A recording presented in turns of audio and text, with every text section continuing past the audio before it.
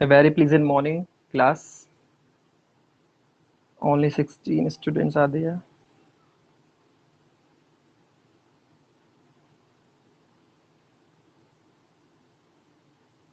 How are you, students? I hope you are good. Your family is also good. Just tell me. Good morning, Akshita, Arafat, Vedant, Anushka, Kanika, Priyank. मतलब यही active है क्या यहाँ पर? बाकी कहाँ गए? 50। अभी तो 50 ही है out of 69।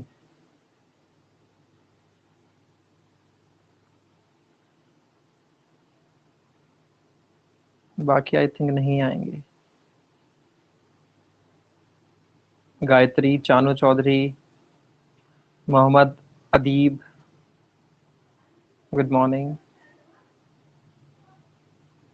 15 students are there only.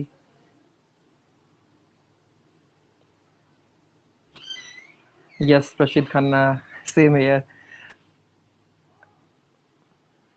Thank you so much. I'm also happy to see you. Not see you. see तो नहीं कर पा रहे अभी हम, क्योंकि मैंने वीडियो को क्लोज कर रखा है आपकी और म्यूट कर रखा है आपको सभी को। बाकी मतलब 14 ही रह गए अब, एक और कम हो गया। Morning. Okay, what about the previous topic that we have discussed in the previous session about nutrition in human beings? वो क्लियर है आपका सभी का? वेदांत बोल रहे बाकी को कॉल करके, नहीं बोलने की जरूरत नहीं है, वो तो खुद ही इतना वो होने चाहिए पंक्चुअल, क्योंकि मैंने पहले ही कल ही किया था मैसेज, ताकि कल तक सारे रेडी हो जाएं। और अब मंडे से हमारी क्लास प्रॉपर रहा करेगी, क्योंकि अब स्कूल टीचर्स के लिए, सभी टीचर्स के लिए स्कूल भी ओपन हो गए हैं ना, तो सभी टीचर्स स्कूल जाया करेंगे, तो अब मैं क्लास वहीं पे ले लिया करूंगा, तो मॉर्निंग सेशन में ही हो जाया करेगा हमारा। ओके, सो कितने हैं? 16 स्टूडेंट्स आते हैं ओनली। सो पहला टॉपिक तो हमारा क्लियर है सभी का, किसी को कोई कंफ्यूजन नहीं है हमारा न्यूट्रिशन में, यानी कि न्यूट्रिशन हमारा बिल्कुल डन है, कंप्लीट है। आज हमारा स्टार्ट होने वाला है रेस्पिरेशन। सो रेस्पिरेशन की बात करेंगे हम, और किस तरीके से उसके डिफरेंट डिफरेंट ब्रांचेस होती है, मतलब टाइप होते हैं, काइंड्स होते हैं उस रेस्पिरेशन के, वो तीनों हमें देखने हैं। और फिलहाल यही है कि हु विल टेल कि व्हाट इज रेस्पिरेशन, क्योंकि respiration we are going to start. तो रेस्पिरेशन का बेसिक जो होता है, रेस्पिरेशन होता क्या है, मतलब कौन बताएगा? हु विल टेल कि व्हाट इज रेस्पिरेशन? क्योंकि respiration we have already study in your previous class, 9th class में आपने डिस्कस किया है रेस्पिरेशन, क्योंकि ये छोटी सी टर्म है तो कहीं ना कहीं आ ही जाती है। Breaking of food to get energy, प्रसिद्ध करना, वेरी गुड। और बाकी कोई और, जैसे मोहम्मद आराफत, आप बताइए क्या होता है ये? प्रियांक है, कनिका, वेदांत, अदीब, हिमांशु, और कौन है ये, गायत्री, चानू, ये जितने भी हैं, अक्षिता, प्लीज आप यहाँ पर सभी लिखेंगे यहाँ पर कि रेस्पिरेशन नॉर्मली होता क्या है। Respiration a process by which living things produce energy from food. Respiration usually needs oxygen. Priyank Rajput, very good, बिल्कुल सही बात है, रेस्पिरेशन से एनर्जी मिलने वाली है हमारी बॉडी को, मीन टू से ऑर्गेनिज्म को। बाकी चानू आप लिखिए, are you getting my voice? Chanu, Chanu आप भी लिखिए प्लीज।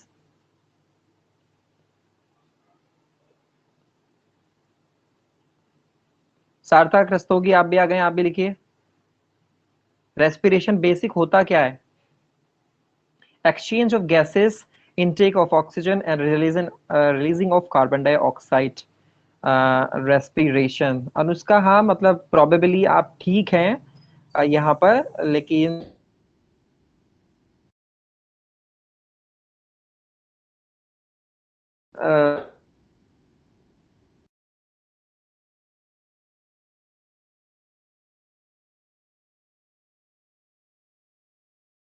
हाँ, use the oxygen in air to convert food into energy, Vanshika ने बोला है, very good. The process in which we take food and it reacts with the oxygen and broken down into simpler components to get energy is called respiration. Garima, very good. Breakdown of food also and releasing of energy. Anushka, अब आपने add की है वो line, अब सही है यहाँ पर. Respiration process of breaking down food to get energy. हाँ बिल्कुल सिंपल. देखो बोर्ड में अगर आता है और अगर आप डेफिनेशन प्रॉपर्ली जो रट के जाते हैं वो भूल जाते हैं, तो वहां पर आपको सिंपल यही लिख देना है, it is a breaking of food to get energy for the body. बस इतना सा लिख देना है और आपका पूरा एक नंबर आपको मिलने वाला है यहाँ पर. ठीक है. So break down of simple food. So ये तो हो गया आपका. बिल्कुल सही बात है कि रेस्पिरेशन होता क्या है. चलिए हम स्टार्ट करते हैं रेस्पिरेशन. और I want to show you my PDF file. इसमें हम चलते हैं रेस्पिरेशन. मुझे बता देना कि आपको ये विजिबल है या नहीं है. पूरी जो शीट है जो दिख रही है इस पे स्क्रीन, वो बताना मुझे अभी.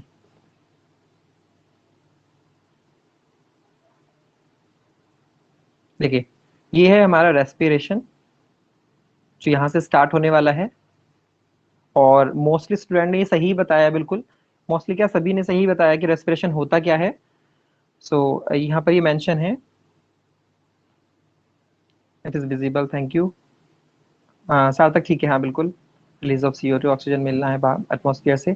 सो देखो यहाँ पर है respiration it is a process by which food is burned in the cells of the body with the help of oxygen to release energy. जो फूड है, देखो अभी हमने न्यूट्रिशन किया था तो फूड तो अंदर चला गया था.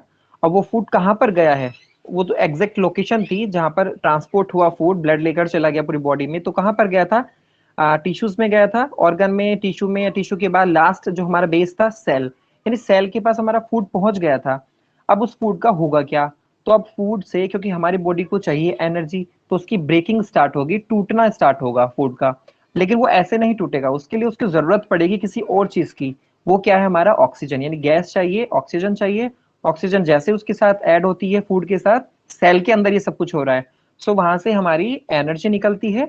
एनर्जी आप जानते हैं एटीपी के फॉर्म में निकलती है, प्लस कार्बन डाइऑक्साइड निकलती है, प्लस H2O निकलता है, यानी वाटर भी वहां पर निकलेगा. यानी रेस्पिरेशन एक कैसी प्रोसेस है, बायोकेमिकल प्रोसेस है. हम इसको केमिकल प्रोसेस नहीं कहेंगे, हम इसको बायोकेमिकल प्रोसेस बोलेंगे, क्योंकि ये लिविंग बीइंग के अंदर हो रही है. So it is biological process जिसमें क्या हो रहा है, फूड बंट होता है सेल के अंदर इन the presence of oxygen. Oxygen के साथ रिएक्ट करके एंड देन रिलीज होगी एनर्जी. और जब रिलीज हो जाती है एनर्जी तो इस पूरी प्रोसेस को हम बोल देते हैं रेस्पिरेशन. तो ये कैसी प्रोसेस है, it is a biological process, biochemical process. Biological तो है ही, लेकिन बायोकेमिकल प्रोसेस भी ये है. ठीक है. अब जब ये एनर्जी, ये तो क्या क्लियर है सभी को कि रेस्पिरेशन क्या है. अब उसके प्रोडक्ट क्या है, बाई प्रोडक्ट क्या क्या बनाया उसने. जब रेस्पिरेशन पूरा कंप्लीट हो गया तो वो प्रोडक्ट क्या बने हैं, तो वो प्रोडक्ट थे हमारे कौन कौन से, CO2, energy in the form of ATP, अभी बात करेंगे ATP क्या होता है, प्लस तीसरा था हमारा H2O, यानी वाटर भी वहां पर निकलने वाला है रेस्पिरेशन के प्रोसेस के दौरान. अब यहाँ से एक टर्म निकल के आती है रेस्पिरेशन. जैसे नॉर्मली हम सुनते आए हैं रेस्पिरेशन ये क्या है यहाँ पर, लेकिन पहले हमने ये भी सुना है कि एक्सचेंज ऑफ गैसेस भी बच्चे बोल देते थे, या कोई बता देता था कि एक्सचेंज ऑफ गैसेस ये भी एक रेस्पिरेशन है. लेकिन वो क्या है, नॉर्मली वो होता है ब्रीदिंग. ठीक है. रेस्पिरेशन है एक बायोकेमिकल प्रोसेस, बट ब्रीदिंग है एक फिजिकल प्रोसेस. ठीक है. आप ये भी कह सकते हैं बायोफिजिकल प्रोसेस, क्योंकि पेपर में पूछ लिया जाता है 1 नंबर में या 2 नंबर में कि ब्रीदिंग और रेस्पिरेशन में डिफरेंस बताइए, differentiate between breathing and respiration. तो ब्रीदिंग क्या है, एक बायोफिजिकल प्रोसेस है, एक फिजिकल प्रोसेस है, ठीक, जिसमें सिर्फ एक्सचेंज ऑफ गैसेस हो रहा है ना. एक्सचेंज ऑफ गैसेस आप जानते हैं CO2 और O2 का हो रहा है. लेकिन रेस्पिरेशन एक बायोकेमिकल प्रोसेस है जहां पर क्या बनने वाला है, एक केमिकल एनर्जी बनने वाली, एक फॉर्म होने वाली है ATP के फॉर्म में. क्या लिखा है अराफात ने, I am live class because my, अच्छा लिविंग क्लास, अच्छा जा रहे हो कहीं पर, ठीक है ठीक है, ओके. सो ये हो गया हमारा रेस्पिरेशन और ब्रीदिंग. तो पेपर में अगर आएगा तो आप 1 नंबर में, एक ही नंबर में पूछा जाएगा और आपको लिख देना है यही है. ठीक है. और रेस्पिरेशन में क्या होता है ये बता देना, क्योंकि वहां पर केमिकल्स का फॉर्मेशन होता है, एनर्जी का फॉर्मेशन होता है. केमिकल्स मतलब ATP का फॉर्मेशन होना, CO2 का होना. ठीक है. और लेकिन यहाँ पर क्या है, ब्रीदिंग एक एक्सचेंज ऑफ गैसेज होता है, तो 2 पॉइंट आपके ये हो जाएंगे, और दोनों के हम रिजल्ट भी बता दें क्या क्या बनने वाला है, क्या क्या होने वाला है। ठीक है, तो आई होप कि रेस्पिरेशन क्लियर है कि क्या होता है और हो कहां पर रहा है, ये भी हमें पता होना चाहिए, इसकी लोकेशन। तो यहाँ पर लोकेशन लिखी है सेकंड लाइन में, it takes place in the mitochondria of the cell. Respiration जो हो रहा है ये होता कहाँ पे है, माइट्रो सेल के अंदर। आप जानते हैं कि एक सेल के अंदर लगभग 4 से या 5 से लेकर कम से कम 10 के करीब माइटोकॉन्ड्रिया एक सेल के अंदर होते हैं। तो हर एक माइटोकॉन्ड्रिया के अंदर ये रेस्पिरेशन की प्रोसेस हो रही है, यानी एटीपी का फॉर्मेशन हो रहा है, एनर्जी का फॉर्मेशन। ठीक है, अभी हम बात करने वाले हैं कि माइटोकॉन्ड्रिया में ही सारा रेस्पिरेशन होता है या कहीं और पर भी होता होगा, तो मैं वो आगे बताने वाला हूँ। लेकिन फिलहाल यही मान के चलिए कि सारा जो प्रोसेस है 95% जो रेस्पिरेशन की इक्वेशन है या जो प्रोसेस है ये, वो माइटोकॉन्ड्रिया के ही अंदर होती है, थोड़ा सा बस अलग होती है साइटोप्लाज्म के अंदर। तो सेल के अंदर माइटोकॉन्ड्रिया है, सभी माइटोकॉन्ड्रिया के अंदर रेस्पिरेशन की प्रोसेस चलती रहती है। क्लियर? सो अब बात करते हैं second paragraph, the energy release during respiration is used to make ATP molecules.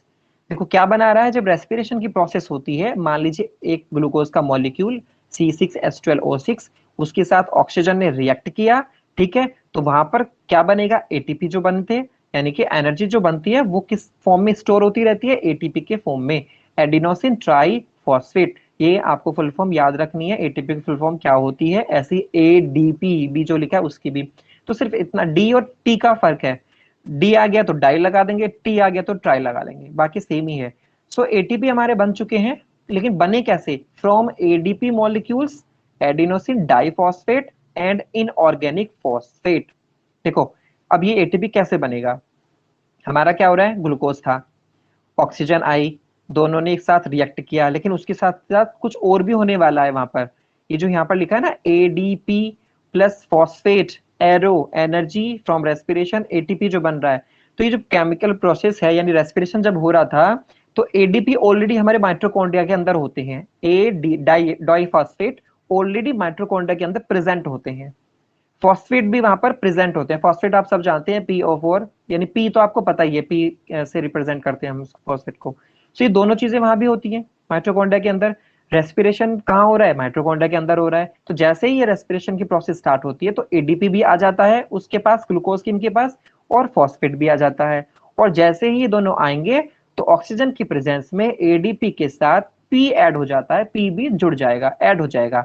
तो जब ये डी का मतलब क्या होता है, di phosphate, adenosine di phosphate, di का मतलब दो, यानी दो फॉस्फेट है यहाँ पर।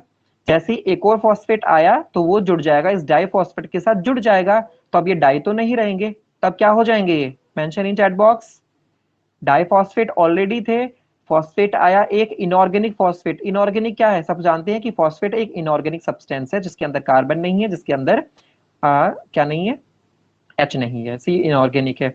सो जैसे ही आए थे तो क्या बने, वेरी गुड, ट्राई, हाँ वेरी गुड। सो डाइफॉस्फेट से PIP जुड़ा, आई मैं यहाँ पर शॉर्ट में इसको ये भी बोल सकते हैं IP, आई का मतलब इनऑर्गेनिक, P का मतलब फॉस्फेट, तो तीन हो जाएंगे। तो इसलिए हमारा मॉलिक्यूल बन जाएगा ATP, एडिनोसिन ट्राइफॉस्फेट। तो अगर पेपर में आता है कि एटीपी का फॉर्मेशन कैसे होता है, तो आपको ये वाली इक्वेशन लिख देनी है, ADP प्लस P और ATP बन जाएंगे। लेकिन ये सारा काम किसकी प्रेजेंस में था, ऑक्सीजन की प्रेजेंस में। ऑक्सीजन की प्रेजेंस के साथ साथ ऑक्सीजन के साथ रिएक्शन भी हो रही है, प्रेजेंस अलग होता है और रिएक्शन अलग होती है। प्रेजेंस का मतलब तो ये कि ऑक्सीजन है और काम चल रहा है, लेकिन जब रिएक्शन होती है तो ओ यहाँ पर जुड़ भी रही है, खाने के साथ ओ जुड़ती है, यानी बंट होता है खाना, तब ये सारी चीजें होती हैं। चलो ये तो हमें पता चलेगा कि एटीपी कैसे बने हैं। अब बात आती है कि एटीपी तो है, अब एटीपी क्या है, एडेनोसिन ट्राइफॉस्फेट तो है, लेकिन इसको हम बोलते हैं हाई एनर्जी मॉलिक्यूल, जो कि बाई प्रोडक्ट है रेस्पिरेशन का। ये है हाई एनर्जी मॉलिक्यूल, ठीक है, इसकी वजह से हमारी बॉडी को एनर्जी मिलती है। लेकिन कब मिलती है, मान लीजिए हमारी सेल में ये सारा पूरी प्रोसेस हो गई, एटीपी बनते जा रहे हैं, बनते जा रहे हैं, बनते जा रहे हैं। अब मैं आपको बता देता हूं कि एक रेस्पिरेशन की साइकिल के दौरान, एक साइकिल के दौरान 38 एटीपी का फॉर्मेशन होता है, 38 एटीपी बनते हैं एक माइटोकॉन्ड्रिया के अंदर, एक साइकिल जब होती है। यानी कि एक ग्लूकोज का मॉलिक्यूल का ब्रेकडाउन हो रहा है तो हमारे पास 38 एटीपी बनते हैं, ठीक है। सो 38 एटीपी जो बन रहे हैं, ये सारे के सारे हमारी बॉडी यूज करती रहती है जब एनर्जी की जरूरत होती है। लेकिन कैसे यूटिलाइज कैसे होंगे एटीपी, तो नेक्स्ट थर्ड पैराग्राफ में लिखा है, energy is stored in the cell in the form of ATP molecules. Clear है ये तो, when the cell when the cells need energy, जब उनको जरूरत होती है एनर्जी की, तो ये एटीपी यहाँ पर यूज होते हैं। हम बोलते हैं ना कि एटीपी जो एनर्जी होती है, एनर्जी करेंसी कौन है? एटीपी। वही है ना, दुकान पर जाएंगे तो हमें क्या चाहिए एनर्जी लेने के लिए? मान लीजिए आपको कोई सामान खाने का खरीदना है तो आपको पैसा चाहिए, मनी चाहिए, कॉइन्स चाहिए, ठीक है, यानी करेंसी चाहिए, तभी आपको कुछ खाने को मिलेगा। तो सेम यहाँ पर भी यही है, अगर एटीपी होंगे हमारी सेल के अंदर तभी एनर्जी मिल सकती है, वरना एनर्जी नहीं मिलेगी। सो एटीपी को हम करेंसी भी बोल देते हैं या एनर्जी को हम करेंसी भी बोल देते हैं यहाँ पर, क्योंकि इन्हीं से हमें एटीपी से ही एनर्जी मिलेगी। सो एटीपी का क्या होगा यहाँ पर? जब बॉडी को जरूरत होती है एनर्जी की, so ATP is broken down in the presence of water to form ADP and energy is released. यानी कैसे एनर्जी मिलेगी? जब भी हमारी बॉडी को एनर्जी चाहिए तो एटीपी के साथ वाटर रिएक्ट करेगा, यानी कि एनर्जी लेने के लिए हमें वाटर की जरूरत पड़ेगी, तो हमारी बॉडी के पास वाटर आएगा, एटीपी से जुड़ेगा, और जैसे ही वाटर ट्राइफॉस्फेट के साथ वाटर के मॉलिक्यूल जुड़ेंगे तो यहाँ पर ट्राइफॉस्फेट का ब्रेकडाउन हो जाएगा इनटू डाइफॉस्फेट, यानी एटीपी था हाई मॉलिक्यूल, और एडीपी से एडीपी जो बना यहाँ पर हो जाएगा लो एनर्जी वाला मॉलिक्यूल, ठीक है। तो एनर्जी यहाँ से निकल जाएगी, एटीपी से बना डीपी, तो एनर्जी बाहर निकली। ये जो एनर्जी बाहर निकली है हमारी, प्लस लिखा है ना एडीपी प्लस एनर्जी, तो ये जो एनर्जी है यही हमारी बॉडी उसको यूज करती है। सो आई होप ये तो हमारा क्लियर हो गया ना, रेस्पिरेशन में क्या बनता है। अनुष्का लिख रही है सर फॉस्फोरस अगर नहीं है फूड के अंदर, देन व्हाट विल हैपन। देखो, अगर फॉस्फोरस हमारी, क्योंकि देखो हम सारे बात कहाँ की कर रहे हैं यहाँ पे, माइटोकॉन्ड्रिया के अंदर की सेल की बात कर रहे हैं, ठीक है। तो यहाँ पर फॉस्फोरस का होना जरूरी है, अगर फॉस्फोरस नहीं होगा तो एनर्जी के मॉलिक्यूल्स हमारे कम बनेंगे, फॉर्मेशन जो होगा एनर्जी का वो तभी पॉसिबल है जब वहां पर फॉस्फेट पहुंचेगा। तो अगर फॉस्फेट नहीं है तो एनर्जी का मॉलिक्यूल्स नहीं बनेंगे, सिंपल सी बात है। क्लियर? सो ये तो क्लियर है टॉपिक, प्लीज बताइए चैट पे। ये वाला जो टॉपिक है रेस्पिरेशन का, जो मैंने आपको शीट दिखा रखी है, सॉरी स्क्रीन पे दिखा रखा है, क्या ये क्लियर है? Very good, thank you so much. चलिए अब आगे चलते हैं। हमें ये पता चल गया कि करेंसी कौन है एनर्जी की? एटीपी। कैसे एनर्जी मिली ये पता चल गया, कैसे एटीपी बने ये भी हमें पता चल गया है, ठीक है। सारी प्रोसेस कहाँ हो रही थी? माइटोकॉन्ड्रिया के अंदर हो रही है। चले आगे। सो यहां से स्टार्ट होता है हमारा टाइप्स ऑफ रेस्पिरेशन, कि रेस्पिरेशन के कौन कौन से टाइप हैं। So there are two main types of respiration. Normally वैसे तीन भी होते हैं, लेकिन हम इन दोनों के अंदर ही तीनों को पढ़ लेंगे। सो मेजर ब्रांच हमने यहाँ जो बनाई है वो है हमारी टू।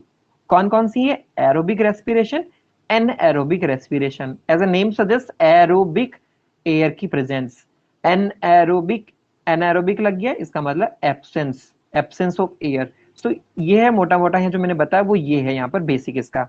सो चलो एरोबिक क्या है? एरोबिक रेस्पिरेशन होता क्या है? So it takes place in the presence of oxygen, as a name suggest, I told you.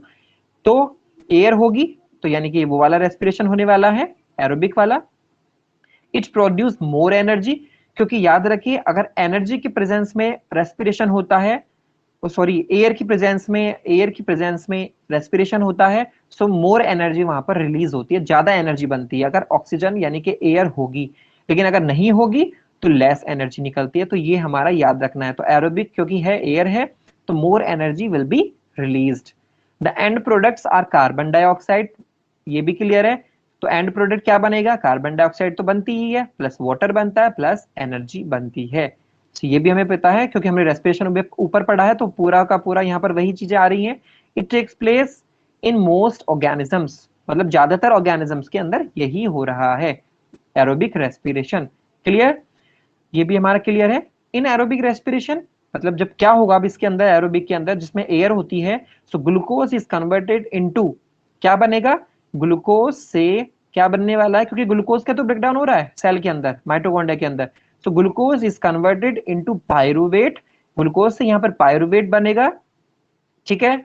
कहां पर बनेगा? लेकिन ये भी याद रखना है क्योंकि मैंने आपको बताया था कि माइटोकॉन्ड्रिया के अंदर सब कुछ हो रहा है, लेकिन 95% थोड़ा सा ये कहीं और भी होता है। तो मैंने बताया था आपको साइटोप्लाज्म, और साइटोप्लाज्म सब जानते हैं कि सेल के अंदर जो लिक्विड फील्ड है, पूरी सेल के अंदर जो साइटोप्लाज्म, इसलिए बोला है कि वो प्लाज्म जो साइटो यानी सेल के अंदर है उसको हम साइटोप्लाज्म बोले। तो ये साइटोप्लाज्म के अंदर हो रहा है सारा काम। ये जो हमने यहाँ लिखा ना, ग्लूकोज से कन्वर्टेड होगा, बनेगा पायरुवेट। तो ये जो पायरुवेट बना कहाँ बना है? साइटोप्लाज्म के अंदर। पेपर में पूछा जाता है कि साइटोप्लाज्म के अंदर या पायरुवेट कहाँ पर बनता है, या साइटोप्लाज्म के अंदर ग्लूकोज का जब ब्रेक डाउन होता है तो कौन सा प्रोडक्ट बनता है, ऐसे करके पूछ लिया जाता है, या पायरुवेट कहाँ पर बनता है। सो साइटोप्लाज्म के अंदर ये प्रोसेस हुई, पायरुवेट बना ग्लूकोज से, क्लियर। और पायरुवेट में याद रखना ग्लूकोज में कितने कितने कार्बन होती हैं, 6। पायरुवेट में कितने कार्बन होती हैं, 3। ये भी आपको याद रखना है कि कार्बन नंबर कितने हैं। तो ग्लूकोज में 6 होते हैं, सभी को पता है, लेकिन पायरुवेट के अंदर कितने होते हैं, 3 होते हैं कार्बन के molecules. So presence of oxygen and then देखो साइटोप्लाज्म के अंदर पायरुवेट बना, प्रेजेंस ऑफ ऑक्सीजन, क्लियर है। ऑक्सीजन यानी कि ऑक्सीजन भी कह सकते हैं या एयर भी कह सकते हैं, वहां पर एयर थी तो ये काम हो गया है, ये काम बन गया, यानी पायरुवेट बन चुका है। अब क्या होगा, and then in the presence of oxygen pyruvate is converted into carbon dioxide. अब ये जो पायरुवेट बना, 3 कार्बन वाला जो पायरुवेट बना, तो कहां जाएगा, कोई बताएगा चैट में कि now pyruvate which was converted from the glucose, है ना, इनटू द साइटोप्लाज्म, जो पायरुवेट बना, अब ये क्या होने वाला है, इसका कहां जाने वाला है, mitochondria. Very good, thank you Anushka, Kanika, सार्थक, माइटोकॉन्ड्रिया में जाने वाला है। तो जो पायरुवेट बने, पायरुवेट के वैसे 2 मॉलिक्यूल बनते हैं यहाँ पर साइटोप्लाज्म के अंदर, अब ये जाते हैं माइटोकॉन्ड्रिया के अंदर। तो जैसे ही ये माइटोकॉन्ड्रिया में जाएगा तो वहां वाली प्रोसेस स्टार्ट हो जाएंगी, ठीक है, माइटोकॉन्ड्रिया की प्रोसेस स्टार्ट हो जाएंगी।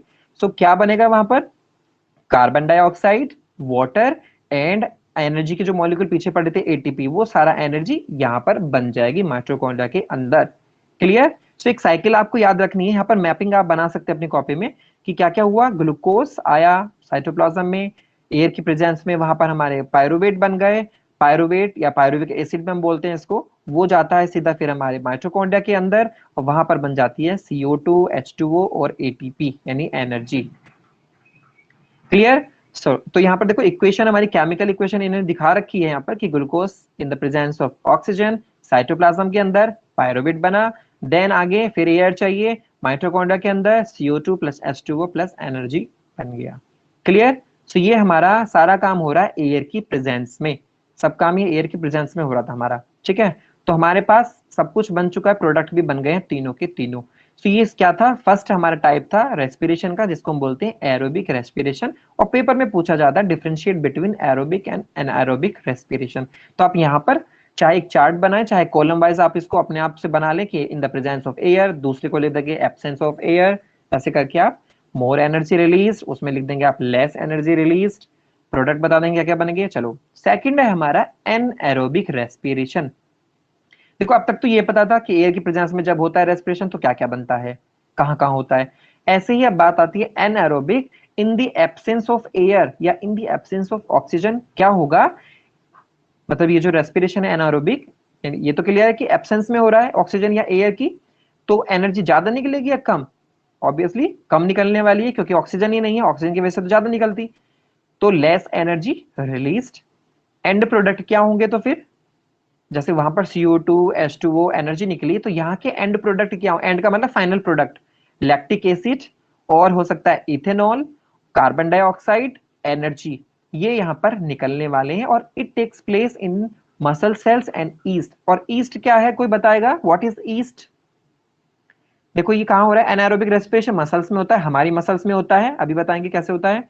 उसके साथ साथ ईस्ट में भी होता है। ईस्ट क्या है यहाँ पर, YEAST, ईस्ट, वेरी गुड, ए यूनिसेलुलर ऑर्गेनिज्म, यूनिसेलुलर है, वेरी गुड। लेकिन यूनिसेलुलर के साथ साथ ये किस में आता है, आपको कुछ याद होगा, आपने पढ़े होंगे किंगडम, प्रोटिस्टा, मोनेरा, फंजाई और प्लांटी, एनिमेलिया, तो ये किस में आएगा, इन पांचों में से कौन सी कैटेगरी में आता है। हाँ, yeast are single celled fungi, that's good. हाँ, तो ईस्ट क्या है हमारा, फंजाई है, और फंजाई सभी फंजाई क्या होते हैं, multicellular except yeast. Yeast को छोड़कर बाकी जितने भी फंजाई हैं वो सारे मल्टी सेलुलर होते हैं, लेकिन एक सिंगल यही एक ऐसा है जो होता है यूनिसेलुलर, ठीक। सो ईस्ट एक यूनिसेलुलर फंजाई है, तो उनके अंदर भी एनारोबिक रेस्पिरेशन होता है, यानी कि एयर की एब्सेंस में रेस्पिरेशन होता है। ओके, सो यहां पर देखो लिखा भी है इन anaerobic respiration is in muscle sales. अगर हम मसल्स की बात करें, जैसे हमारी बॉडी है, मसल्स है वहां पर हमारी, तो मसल्स के अंदर क्या होता होगा, कैसे होता होगा ये एनारोबिक? हमें तो ये पता है कि हमारी बॉडी में रेस्पिरेशन एरोबिक होता था, लेकिन किसी किसी केस में एनएरोबिक भी हो सकता है, लेकिन ये परमानेंट नहीं है, ये टेम्परेरी है, कुछ सेकंड्स के लिए है। ठीक है, कुछ सेकंड्स के लिए ही होता है, फिर नॉर्मली हमारा एरोबिक बन जाता है, और मतलब क्योंकि एयर चलने लगती है। सो एनारोबिक रेशंस जो मसल्स में हो रहा है, glucose is converted into pyruvate. आपको पता था कि ग्लूकोज से क्या बनता है? पायरुवेट बनता है साइटोप्लाज्म के अंदर। And in the absence of oxygen, अगर ऑक्सीजन ना हो तो क्या होगा? Is converted into lactic acid and energy. ठीक, हाँ सही लिखा है वेदांत। सो क्या होगा, अगर एयर थी तो ग्लूकोज से पायरुवेट बनता था एंड देन वो माइटोकॉन्ड्रिया में जाता था, लेकिन अगर एयर ही ना हो तो ग्लूकोज से बनेगा पायरुवेट की जगह क्या? Lactic acid. पायरुवेट की जगह क्या बन जाएगा ग्लूकोज से? लैक्टिक एसिड, क्योंकि वहां पर एयर नहीं है। ठीक, और थोड़ी सी एनर्जी भी वहां पर रिलीज होती है, बहुत लोअर अमाउंट में एनर्जी भी रिलीज हो सकती है, मतलब होती है। तो यहाँ पर देखो लिखा है glucose presence of oxygen pyruvate, लेकिन एब्सेंस ऑफ ऑक्सीजन क्या होता है वहां पर? हमारा क्या बनेगा मसल्स के अंदर? Lactic acid plus energy. तो ये मान के चले कि अगर एयर है तो हमारा CO2 H2O हाई अमाउंट में एनर्जी निकलती थी, लेकिन अगर एयर है नहीं, यानी कि बहुत लोअर अमाउंट में है, ना के बराबर एयर है, तो उस केस में पायरुवेट से हमारा क्या बन जाता है? Lactic acid. ठीक, क्या बन जाता है? Lactic acid. ग्लूकोज से pyruvate and then lactic acid, और लैक्टिक एसिड से हमारी एनर्जी, यानी कि हमारी बॉडी को एनर्जी नहीं मिल पाती, तो दोबारा से एयर जब वापस आएगी, जब एयर वापस आएगी दोबारा से, तो हमारा क्या बन जाएगी? दोबारा से हमारा lactic acid and then sorry pyruvate, and then हमारा माइटोकॉन्ड्रिया में वो चला जाएगा। क्लियर? सो पैराग्राफ में क्या लिखा था? In anaerobic respiration muscles glucose convert to pyruvate and in the absence of oxygen pyruvate is converted into lactic acid. Clear है? दोबारा मैं बता देता हूं, हो सकता है कंफ्यूजन हो। अगर एयर प्रेजेंस है वो तो हमें पता है, अगर एब्सेंस हो तो क्या होता है? तो ग्लूकोज से क्या बनता था? पायरुवेट। तो पायरुवेट हमारा बनेगा। ठीक, पायरुवेट जब बनेगा, अगर एयर नहीं है तो वो पायरुवेट चेंज हो जाता है लैक्टिक एसिड में। पायरुवेट किस में चेंज हो जाएगा? लैक्टिक एसिड में।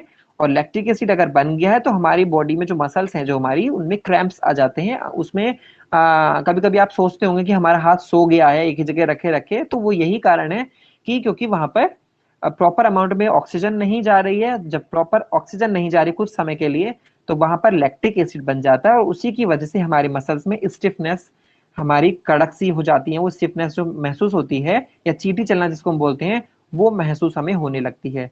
ठीक है, तो वो यही कारण है लैक्टिक एसिड फॉर्मेशन। तो पेपर में अगर आता है मसल्स में क्रैम्प्स जो आ जाते हैं किसकी वजह से हैं, कौन सा एसिड है, जो भी पूछा जाएगा तो आप लिख देंगे लैक्टिक एसिड की वजह से, क्योंकि वहां पर प्रॉपर एयर नहीं जा पा रही थी। तो क्या ये परमानेंट है? क्या ये परमानेंट है कि ऐसा ही रहेगा, या टेम्परेरी है, कुछ समय के लिए और दोबारा से चेंज हो जाएगा? वेरी गुड, सही बात है, ये तो सिर्फ टेम्परेरी है, और कुछ सेकंड्स के लिए एकदम से दोबारा से हमारा लैक्टिक एसिड से हमारा पायरुवेट बन जाएगा, एंड देन पायरुवेट चला जाएगा हमारा माइटोकॉन्ड्रिया में, और हमारी एरोबिक वाली कंडीशन स्टार्ट हो जाएंगी। सो यहाँ पर क्या है, एरोबिक वो सॉरी एनएरोबिक को हमने टू कैटेगरीज में डिवाइड कर रखा है। एनएरोबिक का मतलब एयर की एब्सेंस। अब एयर की एब्सेंस दो तरीके से हो सकती है, एक तो एयर कभी आए ही ना, यानी ऐसे ऑर्गेनिज्म जहां पर एयर, उनको एयर की जरूरत ही नहीं होती है रेस्पिरेशन करने के लिए, यानी in the proper 100% air absence. लेकिन एक केस ये भी हो सकता है, जैसे हमारी बॉडी में अभी देखा मसल्स वाला, कि थोड़े समय के लिए एयर ना जाए, कुछ सेकंड्स के लिए एयर ना जाए, तो उस समय क्या होगा? तो हमारी बॉडी में एनारोबिक केस भी हो गया है और एरोबिक भी हो गया है। ठीक, तो अब दूसरा केस देखते हैं, एनोरबिक का, जब एयर बिल्कुल ही ना हो। ठीक है, तो उस केस में क्या होगा? तो वहां पर क्या बनता है? ग्लूकोज। एयर है नहीं, तो वो जो ग्लूकोज है उससे पायरुविक एसिड जो बना है, यानी कि वहां पर इथेनॉल बन जाता है। इथेनॉल से, वहां पर इथेनॉल आप जानते हैं इथाइल एल्कोहल जिसको हम बोलते हैं, प्लस CO2 बनेगा, प्लस एनर्जी वहां पर बनेगा। ठीक, तो ये है हमारे इन द एब्सेंस ऑफ एयर या ऑक्सीजन। जब एयर या ऑक्सीजन जब नहीं होंगी तो क्या होगा? यहाँ पर एग्जाम्पल में क्या लिखा है देखो, ईस्ट। ईस्ट के अंदर एयर की जरूरत उनको नहीं होती, इसलिए वहां पर प्रोडक्ट क्या बनता है? इथेनॉल, CO2 और एनर्जी। ये तीन चीजें यहाँ पर निकलती है। और एनर्जी का मतलब क्या? रिलीज होती है एनर्जी, लेकिन कितनी? बहुत कम, लोअर अमाउंट में यहाँ पर एनर्जी निकलती है, क्योंकि यहाँ पर ऑक्सीजन नहीं थी। तो आई होप ये तो क्लियर कि एनारोबिक रेस्पिरेशन के दो केस जो है, एक मसल्स के अंदर और एक ईस्ट के अंदर, वो क्या है। और ये जो ईस्ट है, इसी की इस इसकी इस प्रॉपर्टी की वजह से ही, एनारोबिक प्रॉपर्टी की वजह से ही ये हमारा बहुत ज्यादा यूज होता है। और हम जानते हैं कि इससे हम ईस्ट क्या क्या बना सकते हैं, खमीर, जिसको हम हिंदी में भी बोलते हैं खमीर। और इसके अलावा हमने ब्रेड देखी है, हमने वहां पर एनारोबिक रेस्पिरेशन का ही वो एक रिजल्ट होता है। और ब्रेड के साथ साथ बंद, आपको क्या बोलते हैं उसको, बंद होता है, वो भी है इसका प्रोडक्ट। तो ये जो ब्रूइंग इंडस्ट्री होती है, ब्रूइंग इंडस्ट्री का मतलब जैसे कि शराब बनाने वाली इंडस्ट्री, ठीक, वहां पर ज्यादा यूज होता है ये वाला रेस्पिरेशन। कौन सा वाला? जहां पर एयर की बिल्कुल ही एब्सेंस हो, एयर हो ही ना। ठीक है। तो ऐसा नहीं है कि एनारोबिक बेकार है, एनारोबिक भी बढ़िया है ये, क्योंकि हमें जानते हैं कि ब्रूइंग इंडस्ट्री जो होती है, ब्रूइंग का मतलब शराब की, तो हाँ, पिज्जा डो, सही है, तो वहां पर ये वाली प्रोसेस यूज होती है। क्लियर है? अब मुझे बताइए, ये वाले दोनों के दोनों रेस्पिरेशन के जो टाइप हैं वो क्लियर हो गए हैं? बताइए। ओके।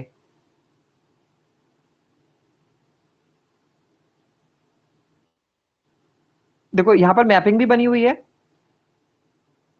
पर मैपिंग भी बनी हुई है कि glucose in the presence of oxygen in the cytoplasm pyruvate बनता है, एनर्जी बनती है। लेकिन अब यहां से केसेस स्टार्ट होते हैं, केस स्टार्ट होते हैं, ऑक्सीजन है या नहीं, है या नहीं, यहां से स्टार्ट होता है। सो माइटोकॉन्ड्रिया वाला केस आपको पता है सबसे ऊपर का, कि माइटोकॉन्ड्रिया के अंदर एयर है, तो CO2 बनेगा, H2 बनेगा, एनर्जी बनेगी। तो ये हो गया हमारा एरोबिक रेस्पिरेशन।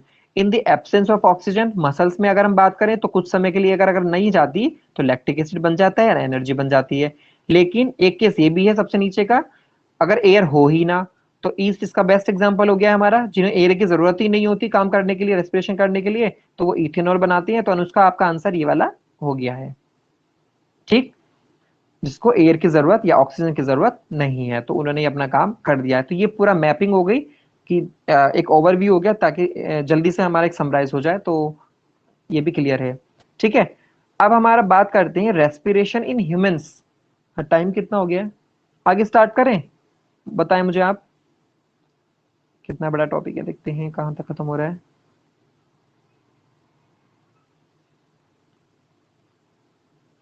मतलब आगे भी करें स्टार्ट? देखो, ट्रांसपोर्टेशन तो नहीं जाएंगे हम, ब्रीदिंग का भी हम अभी नहीं करेंगे फिलहाल। हाँ, ये कर लेते हैं जो हमारा रेस्पिरेशन इन ह्यूमंस है, क्योंकि हमें पाथवे देख लेना है कि हमारे अंदर जो रेस्पिरेशन हो रहा है, किस तरीके से हमारा एयर ट्रेवल करती है अंदर।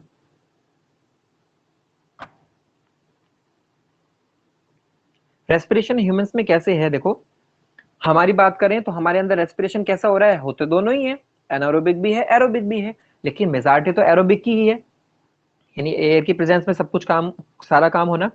सो द मेन ऑर्गन्स जो होते हैं हमारे इस रेस्पिरेशन के प्रोसेस में, जो पूरी प्रोसेस है, कौन कौन यहाँ पर यूज हो रहा है, वो सारे हमें देखने हैं यहाँ पर। तो कौन कौन से हैं? सबसे पहले स्टार्ट करते हैं नॉस्ट्रिल से, जहां से एयर एंटर करती है। देन नेजल कैविटी, नॉस्ट्रिल के पीछे वाला जो हिस्सा होता है उसको हम नेजल चैम्बर भी बोलते हैं या नेजल कैविटी भी बोलते हैं। देन आएगा फेरिक्स, और फेरिक्स को क्या बोला था उस दिन हमने, बताइए, कौन बताएगा फेरिक्स क्या होता है? क्योंकि हमने न्यूट्रिशन वाले चैप्टर में पढ़ा था उस दिन कि व्हाट इज फेरिक्स, क्या होता है फेरिक्स। गरिमा ने बोला very good, common pass for food and wind, very good प्रसिद्ध, वेरी गुड। सो ये कॉमन पास होता है ना, एयर के लिए भी और फूड के लिए भी। सो नेजल के बाद फेरिक्स में जाएगा एयर, एयर के उसके बाद फिर लैरिक्स में जाएगा। लैरिक्स आप जानते हैं voice box, voice producing organ जो होता है। देन ट्रेकिया, ट्रेकिया के अंदर ब्रोंकाई, ब्रोंकाई के बाद वो जाएगा ब्रोंक्यूल्स, ब्रोंक्यूल्स के बाद लंग्स में, मतलब लंग्स तो है ही, खैर पूरा ये सारा बात लंग्स की ही हो रही है, ब्रोंक्यूल और ब्रोंकाई वाली। और फिर वहां पर हमारे जो ऑर्गन्स हैं, डायाफ्राम भी यहाँ पर यूज होगा। ठीक है। तो ये सारे के सारे क्या है, कुछ ऑर्गन्स हैं जो हमारे रेस्पिरेटरी सिस्टम को मेक करते हैं या फॉर्म करते हैं। हमारा जो पूरा रेस्पिरेटरी सिस्टम है वो कैसा होता है, क्योंकि कभी कभी पेपर में वैसे डायग्राम बहुत कम आती है, मतलब डायरेक्टली बनाने के लिए, लेकिन पूछ भी लें कि रेस्पिरेटरी ऑर्गन्स जो होते हैं वो, सॉरी, रेस्पिरेटरी जो सिस्टम है हमारा ह्यूमन बींग्स का, वो बनाकर दिखाइए, यानी ड्रॉ करके दिखाइए। सो वो यहाँ पर बना हुआ है, ये रहा। कैसे कैसे सारी चीजें दिखा रखी है यहाँ पर, नेजल कैविटी भी है, ओरल कैविटी आप जानते हैं, मुंह होता है हमारा, एपिग्लोटिस, फेरिक्स, लैरिक्स, ट्रेकिया, और पूरा फिर हमारा लंग्स की जो पूरी सरफेस है वो भी हमें दिखा रखी है कि लंग्स के अंदर क्या क्या चीजें दिख रही हैं यहाँ पे। सॉरी। सो ये हो गए हमारे रेस्पिरेटरी सिस्टम को जो फॉर्म करते हैं वो सारे ऑर्गन्स। अब बात आती है एयर कहां पर एंटर करती है। भाई एयर का भी तो पता करना है कि एयर सबसे पहले कहां जाएगी। नॉस्ट्रिल्स में जाती है, फिर नेजल के चैम्बर्स में जाती है, फिर फेरिक्स में जाएगी, देन लैरिक्स में जाएगी, फिर ट्रैकिया में जाएगी, देन ब्रोंकाई में जाएगी, ब्रोंकाई के बाद ब्रोंक्यूल्स में जाएगी, और ब्रोंक्यूल्स पे छोटे छोटे ग्रेप्स लाइक स्ट्रक्चर लगी हुई होती है जिनको हम बोलते हैं, क्या बोलते हैं, एल्वोलाई। ठीक है, एल्वोलस एक सिंगुलर वर्ड है, एल्वोलाई एक प्लूरल वर्ड है। ठीक। सो एल्वोलाई तक हमें एयर पहुंचानी है क्योंकि एल्वोलाई के अंदर ही हमारी एयर का एक्सचेंज होगा। ठीक है, क्योंकि एयर जो, यानी एयर का मतलब क्या है, यहाँ पर ऑक्सीजन की हम बात करेंगे। तो जो ऑक्सीजन है हमारे लंग्स में ही जाएगी। हमें पता है कि हमारा जो एक्सचेंज होती है गैसेस का वो लंग्स में ही होता है। लंग्स में हमारी एयर जाती है, O2 जाती है, ऑक्सीजन जाती है, और बॉडी से CO2 आती है। तो ये सारा एक्सचेंज का होना, इधर से उधर जाना, वो सारा लंग्स में हो रहा है। लेकिन लंग्स में भी कहां पर हो रहा है, एल्वोलाई के अंदर। ठीक। सो एल्वोलाई के अंदर हमें एक्सचेंज करनी है गैसेस की। तो एयर एंटर करेगी थ्रू नॉस्ट्रिल्स। ठीक। नॉस्ट्रिल, जैसे ही दो नॉस्ट्रिल होते हैं, दोनों नॉस्ट्रिल्स में एयर होके गुजरेगी तो वहां पर क्या होगा, तो नॉस्ट्रिल के अंदर क्या है, हेयर्स है, म्यूकस है। तो वो क्या करेंगे, hairs and mucus trap the dust. जो एयर के साथ हो सकता है डस्ट पार्टिकल भी जा रहे हो, तो म्यूकस और जो हेयर है वहां पर वो डस्ट को कैच करेंगे। ठीक, उसको पकड़ लेंगे, एयर गंदगी को यानी डस्ट को नहीं जाने देंगे अंदर। देन पासिस थ्रू फेरिक्स, एयर कहाँ जाएगी देन, और उसके साथ साथ ये एयर को थोड़ा मॉइस्चर भी प्रोवाइड कराता है। जो म्यूकस है, पेपर में पूछा जाता है what is the function of mucus in nostril, तो आप लिख देंगे ये एयर को मॉइस्चर प्रोवाइड कराता है ताकि एयर का जो फ्लो है अंदर हमारे लंग्स में तक पहुंचने तक का, वो ज्यादा स्मूथली तरीके से होकर जाए। ठीक है, तो ये मॉइस्चर प्रोवाइड कराता है म्यूकस। ठीक। हेयर का फंक्शन क्या, हेयर को हम इनको हेयर भी बोलते हैं नॉस्ट्रिल के अंदर, और इसके साथ हेयर के अलावा कहीं कहीं बुक में लिखा हो सकता है सीलिया, कहीं कहीं पर इसको हम सीलिया भी बोलते हैं कि सीलिया क्या होता है नॉस्ट्रिल में। तो वो एक ही लिख देना आप यहाँ पर, डस्ट पार्टिकल्स को ट्रैप कर लेना, या बैक्टीरिया या फंगस जो भी आ जा रही है उसको भी ये ट्रैप कर लेते हैं। सो फिर कहाँ जाएगी ये, फेरिक्स में जाएगी, कॉमन पास है वो फूड और एयर के लिए। देन क्योंकि एयर होके गुजर रही है, अब ये एयर कहाँ जाएगी, तो लैरिक्स में जाएगी। वोकल कॉर्ड वहां पर होती है, दो वोकल कॉर्ड होती है जिसमें जो वाइब्रेशन करते हैं और वाइब्रेशन की वजह से हमारी आवाज निकलती है, तो वो लैरिक्स में जाती है एयर। देन एयर कहाँ जाएगी, हमारी ट्रैकिया के अंदर। मैं आपको ट्रैकिया दिखा देता हूँ, देखो ये है आपके पिक्चर, रेड कलर का जो, मैं इसको अंडरलाइन इसलिए नहीं कर रहा क्योंकि फिर मुझे दोबारा से PDF लानी पड़ेगी यहाँ पर। एक सेकेंड, आपको एक चीज दिखाता हूँ, मैकेनिज्म है, चलो कोई बात नहीं, अब मैं अंडरलाइन कर सकता हूँ यहाँ पे। देखो ट्रैकिया तक एयर चली गई हमारी, ये है ट्रैकिया। ठीक है, ट्रैकिया के चारों तरफ हमारे, ये जो ट्रैकिया है इसके चारों तरफ हमारे 20 कार्टिलेज के बने हुए रिंग्स लगे रहते हैं, कार्टिलेजिनस रिंग्स। कार्टिलेज क्या होता है, एक सॉफ्ट बोन होती है, बहुत ही ज्यादा सॉफ्ट बोन होती है। ठीक, जो जिसको हम मतलब अपनी कंडीशन के अलावा कंडीशन के हिसाब से मोड़ सकते हैं, फ्लेक्सिबल होती है, यानी कि ये बहुत ही ज्यादा लचीली होती है। ठीक है, सो ट्रैकिया के अंदर 20 रिंग्स लगे होते हैं, किसके, कार्टिलेज के बने हुए अब लगे होते हैं। क्या कोई मुझे बताएगा कि जो 20 कार्टिलेज के रिंग्स बने हुए हैं जो इसमें लगे हुए हैं, ये जो मैंने बनाया ना, मैं कलर चेंज करता हूं इसका, ये जो है ट्रेकिया के अंदर 20 कार्टिलेजिनस रिंग लगे हैं। सो ये क्यों लगे हैं, ये जो है ये जो 20 कार्टिलेजिनस रिंग लगाए, क्यों लगाए गए, कोई मुझे बताएगा। ट्रेकिया के अंदर 20 हैं कार्टिलेज के बने। कार्टिलेज एक सॉफ्ट बोन होती है, एक बहुत ही ज्यादा नाजुक हड्डी होती है, सॉफ्ट बोन होती है, जो हमारे ट्रेकिया में पूरे पाइप में लगे होते हैं। तो ये कुछ ना कुछ तो करते होंगे, help trachea, protect trachea. Anushka ने लिखा that trachea do not collapse, very good. Prasiddh ने लिखा we can rotate your neck. नहीं प्रसिद्ध, यहाँ पर देखो अनुष्का ने सही आंसर दिया है, ताकि हमारे जो ट्रैकिया है उसकी वॉल कोलैप्स ना हो जाए। कोलैप्स का मतलब ये है कि दोनों वॉल आमने सामने की जो वॉल होंगी, देखो पाइप होता है ना, अगर आप पाइप देखते हैं तो अंदर की तरफ अगर आप देखें तो उसकी वॉल होती है ऊपर नीचे की, अगर वो चिपक जाए एक दूसरे से तो एयर कैसे ट्रेवल करेगी। तो यहाँ पर जो 20 रिंग्स हैं, ये चारों तरफ रिंग जो लगे हुए हैं पूरे ट्रैक यहाँ पे पाइप पर, वो कोलैप्स नहीं होने देंगी, यानी कि वो चिपके ना एक दूसरे से, अगर चिपक गई तो हम भी चिपक जाएंगे। क्लियर है। सो ट्रैकिया क्या है, विंड पाइप जो है, ट्रैकिया को विंड पाइप भी बोलते हैं, एयर का पाइप। ठीक, तो ये कोलैप्स होने से बचाते हैं 20 के 20 रिंग्स। तो पेपर में पूछा जाता है कि ये जो कार्टिलेज रिंग होते हैं ट्रैकिया के, वो क्या करते हैं, उनका फंक्शन क्या है, तो आप लिखेंगे ये कोलैप्सिंग से बचाते हैं ट्रैकिया को, उसकी वॉल्स को। तो अब कहाँ जाएगी एयर ट्रैकिया के बाद, तो यहाँ पर होते हैं, देखो ट्रैकिया के बाद अब यहाँ पर आते हैं हम इस जगह, इस वाले पोर्शन में, इसको रिलेस करते हैं। ये जो रीजन है ये वाला, यहाँ पर होते हैं, इसको हम बोलते हैं ट्रैकिया की प्राइमरी ब्रांच। ट्रैकिया की ये है प्राइमरी ब्रांच। प्राइमरी ब्रांच का मतलब यहीं से स्टार्ट होता है ट्रैकिया का डिवीजन। देखो अगर मैं एक पाइप बनाऊं,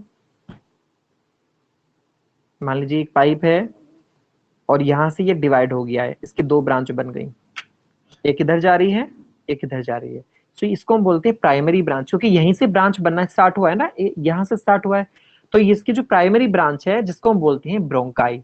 ठीक, तो ये है हमारा ब्रोंकाई, ये एक इधर भी है एक इधर भी, दोनों साइड है एक लगे हुए हमारे, तो दो ब्रोंकाई हैं क्योंकि दो ब्रांचेस बन चुकी हैं, दोनों के दोनों लंग्स को होल्ड करते हैं, एक लेफ्ट है तो एक राइट है।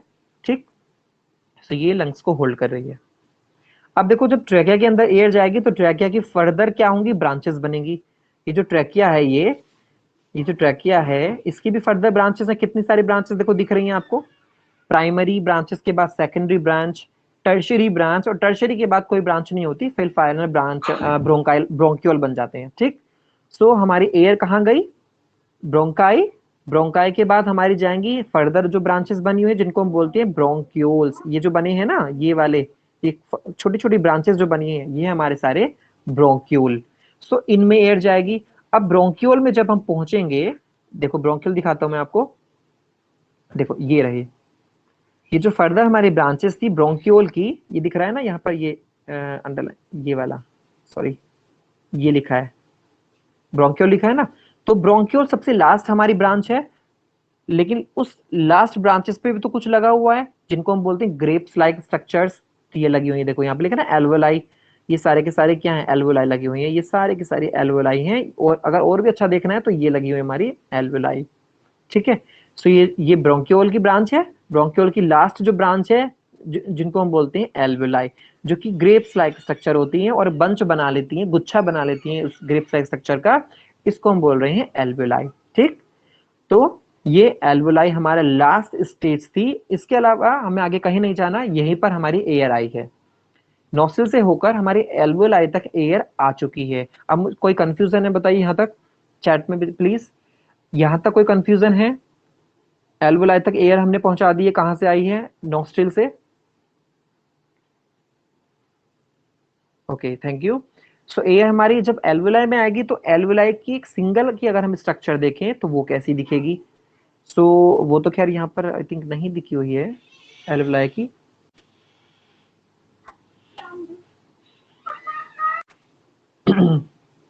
ओके, सो एल्वोलाई की हम बात करेंगे बाद में, अब आगे हम देखते हैं आगे क्या होने वाला है। इस पिक्चर में आ जाइए, दिस वन, ये ना एल्वोलाई। सो ये जो एल्वोलस आप जानते हैं, एल्वोलस का मतलब एक, एल्वोलाई का मतलब मैनी। ठीक, तो जब एक की हम बात करेंगे तो वो कैसा दिखेगा, तो उस एल्वोलस से, यानी एक जो एल्वोलाई हमने देखी है उससे चिपकी होती है हमारी आर्टेरी एंड विंस, मतलब डायरेक्टली नहीं, आर्टेरी और विंस डायरेक्टली नहीं लगे होते, वहां पर कैपिलरीज होती हैं। ठीक है, याद रखना, मान लीजिए अगर ये इधर से आर्टेरी आ रही है इधर से वीन आ रही है, तो इन दोनों को जोड़ने का काम करती हैं छोटी छोटी फाइन ट्यूब्स, बहुत ही बारीक फाइन ट्यूब्स जिनको हम बोलते हैं कैपिलरीज। ये आर्टरी, ये वीन, या ये वीन ये आर्टरी, और इन दोनों को एक दूसरे से जोड़ने का काम या मीडिएटर का काम जिसको हम बोल रहे हैं वो करती हैं कैपिलरीज। तो सेम ऐसे ही यहाँ पर हमारी हमारे एल्वोलस से चिपकी हुई होती हैं वेन्स भी, आर्टरी भी, लेकिन किसके हेल्प से? कैपिलरीज की हेल्प से।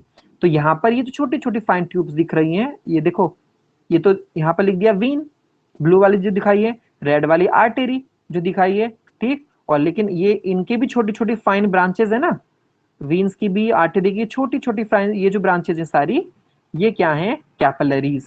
और ये कैपिलरीज चिपकी हुई होती हैं एल्वोलस से, वो जो हमने ग्रेप देखा, ग्रेप्स लाइक, उससे चिपकी हुई होती हैं। और ये सारा का सारा काम कहाँ हो रहा है? लंग्स के अंदर। ये तो पूरी लंग्स की स्ट्रक्चर है, ठीक है। सो यहीं पर होगा एक्सचेंज ऑफ गैसेस। अब देखो, अगर एयर हमारे एल्वोलस के अंदर पहुंच चुकी है, तो ऐसे ही CO2 भी आ रही होगी हमारी पूरी बॉडी से, क्या आएगी? कौन लेके आएगा? कोई बताएगा? पूरी बॉडी से CO2 यानी कार्बन डाइऑक्साइड जो लेकर आते हैं, वो लंग्स में जो आएगी CO2, तो CO2 कौन लेकर आएगा? लंग्स के अंदर कौन लेकर आ रहा है? लंग्स के अंदर कौन लेकर आ रहा है? प्रसिद्ध ने लिखा वेन्स। नहीं, ब्लड तो लेकर आ रहा है सार्थक, लेकिन पर्टिकुलर नाम बताइए, क्या वो वीन्स है या आर्टेरी? ये बताइए बस, इनमें से एक है। वो वीन्स है या आर्टेरी? देखते हैं कौन सही बताएगा यहाँ पर। चानू ने लिखा यहाँ पर आर्टेरीज, प्रसिद्ध ने लिखा वीन्स, प्रियांक ने भी वीन्स, और सार्थक ने लिखा आर्टेरीज। अनुष्का, आप कहाँ गए? बोलो।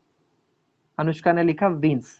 अब मैं आपको बताता हूं, जो बॉडी से CO2 आती है, ठीक है, किसमें? मैं बात करूं यहाँ पर लंग्स की, पूरी बॉडी से तो आ रही है, हमें इतना पता है CO2 पूरी बॉडी से आ रही है, लेकिन लंग्स में कौन लेकर आ रहा है? मैंने इतनी बोला था कि लंग्स में कौन लेकर आ रहा है, वो लेकर आता है यहाँ पर artery. Artery is right answer. अब आप सोच रहे हो कि सर आर्टेरी तो हमारा O2 के लिए काम करती है और वीन्स हमारा CO2 के लिए करती है, यहाँ पर तो उल्टा हो गया। तो यही तो एक्सेप्शनल केस है हमारी पूरी बॉडी का, इसीलिए इनका नाम होता है थोड़ा डिफरेंट। इनको हम बोलते हैं पल्मोनरी आर्टरी, पल्मोनरी वेन। आपके बुक में लिखा होगा एनसीईआरटी में, पल्मोनरी आर्टरी का काम होता है हार्ट से, हमारा जो हार्ट होता है वहां से CO2 को लेकर आना, लंग्स में, एल्वोलस में छोड़ना। इसका उल्टा करें तो पल्मोनरी वेन्स का काम होता है लंग्स के अंदर से CO2 को लेना और हमारे हार्ट तक पहुंचाना, ठीक है। सो एक्सेप्शनल केस सिर्फ यही है पूरी बॉडी में, बाकी इसका उल्टा है। वीन्स क्या करती हैं आप सब जानते हैं, वीन्स का काम हमेशा, पूरी बॉडी की जितनी भी वीन्स है सबका काम एक ही है, CO2 को लेकर जाना। आर्टरी का काम होता है O2 को लेकर जाना, लेकिन यहाँ पर उल्टा है, लंग्स से लेकर हार्ट के बीच का जो रास्ता है, lungs to heart, heart to lungs से जो रास्ता है वो बिल्कुल उल्टा है, इसलिए ये एक्सेप्शनल केस होता है, इसीलिए इनका नाम पल्मोनरी लिखते हैं। और पल्मोनरी जहां पर भी आ जाता है तो याद रखना वो लंग्स की बात हो रही है, क्योंकि हम लंग, जो लंग्स होती है ना, इनका दूसरा नाम भी है पल्मोनरी ऑर्गन। हम लंग्स को बोलते हैं पल्मोनरी ऑर्गन, इसलिए वीन्स आर्टरी को नाम को हमने चेंज किया है। प्रियांक ने बोला sir please repeat this topic. हाँ, मैं बता रहा हूँ कि देखो, नॉर्मली वेन्स और आर्टरी का काम होता है, वेन्स का काम होता है पूरी बॉडी में CO2 को कैरी करना, CO2 को लेकर जाना, ठीक। आर्टरी का काम होता है पूरी बॉडी में O2 को लेकर जाना, ठीक। हार्ट का काम सब जानते हैं, पंपिंग करना, वो तो अगले नेक्स्ट टॉपिक आएगा ट्रांसपोर्ट, उसमें पढ़ेंगे, लेकिन फिर अभी मैं आपको थोड़ा सा बता रहा हूँ। यहाँ की पूरी बॉडी की वीन्स अलग है, पूरी बॉडी की आर्टरीज अलग है, लेकिन एक वीन्स और आर्टरी ये लंग्स और हार्ट के बीच में भी काम करती हैं, पूरी बॉडी में तो करती ही है, लेकिन सिर्फ एक केस यहाँ पर बात करेंगे, लंग्स से लेकर हार्ट, हार्ट से लेकर लंग्स का जो रास्ता है, रूट मैप है, वहां पर भी आर्टरी और वीन्स है, क्योंकि CO2 आउट तो वहां भी चलना है, लेकिन यहाँ पर उल्टा काम होता है। यहाँ पर वीन्स जो होती है वो लंग्स से O2 लेकर जाएंगी, O2 कार्बन डाइऑक्साइड वाला ब्लड लेकर जाएंगी, और कहाँ लेकर जाएंगी? हार्ट के पास। हार्ट के अंदर जितनी भी CO2 इकट्ठी हुई थी, ठीक है, जितनी भी इकट्ठी पूरी बॉडी से होकर आई CO2, वो आर्टरी आएंगी, पल्मोनरी आर्टरी लेकर आएंगी हार्ट से लंग्स के अंदर। लंग्स में कहां पर? एल्वोलाई के अंदर, क्योंकि वहीं पर एक्सचेंज होगा। तो मुझे पता है कोई कंफ्यूजन, इसलिए हम इनको पल्मोनरी आर्टरी, पल्मोनरी वीन बोलते हैं। पल्मोनरी वीन का काम समझ में आ गया होगा। पल्मोनरी वीन काम करती है ऑक्सीजन के लिए, ठीक, लंग से ऑक्सीजन लेकर जाना हार्ट में, जबकि इसका उल्टा है, पल्मोनरी आर्टरी का काम CO2 कार्बन डाइऑक्साइड वाला ब्लड लेकर आना, और ये कहां पर लेकर आएंगे? लंग्स के अंदर, हार्ट से लंग्स में। बताइए कोई कंफ्यूजन किसी को? चैट में लिखिए किसी को कोई कंफ्यूजन इसमें। प्रियांक बताइए, प्रियांक। ओके, चलो ये क्लियर हो गया है। सो बस यही था हमारा कि किस तरीके से हमारा एक्सचेंज होता है। तो एक्सचेंज कैसे होगा, अब ये इसका टॉपिक थोड़ा और भी रह गया है।